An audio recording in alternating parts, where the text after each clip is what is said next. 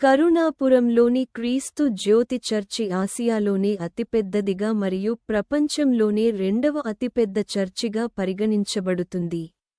దీని చరిత్ర మరియు వివరాలు కింద తెలుపబడినవి. ఈ చర్చికి పునాది 1992లో ఒక చిన్న గుడిసెలో పడింది. Pastor doctor yes. Paulson Raj గారు కరుణాపురం ప్రాంతానికి సువార్తను ప్రకటించడానికి వచ్చి ఈ పరిచర్యను ప్రారంభించారు.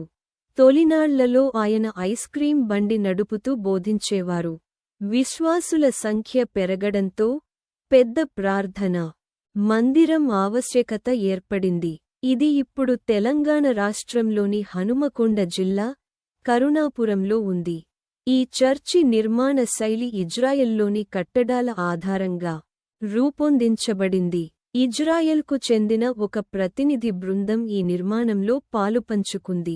జెరూసలేం నుండి ప్రత్యేకంగా మట్టిని తెచ్చి నిర్మాణ పనుల్లో ఉపయోగించారు.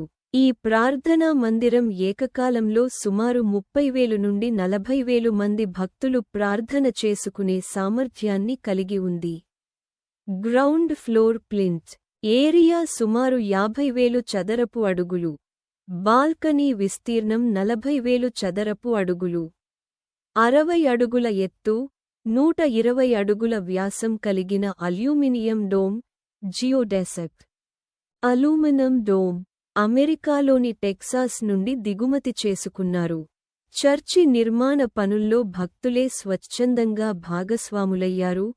ప్రతిరోజు 500 మందికి పైగా వ్యక్తులు తమ సేవలను అందించేవారు.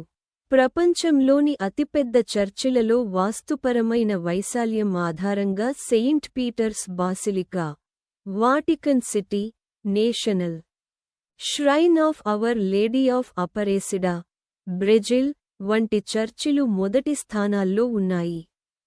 కరుణాపురం చర్చి ఆసియాలోనే అతిపెద్ద చర్చిగా పేరుగాంచింది మరియు సామర్థ్యం పరంగా ప్రపంచంలో రెండవ స్థానంలో ఉన్నట్లు పరిగణించబడుతుంది. నేడు ఈ చర్చి ప్రపంచవ్యాప్తంగా గుర్తింపు పొందింది మరియు వేలాది మంది భక్తులను ఆకర్షిస్తుంది.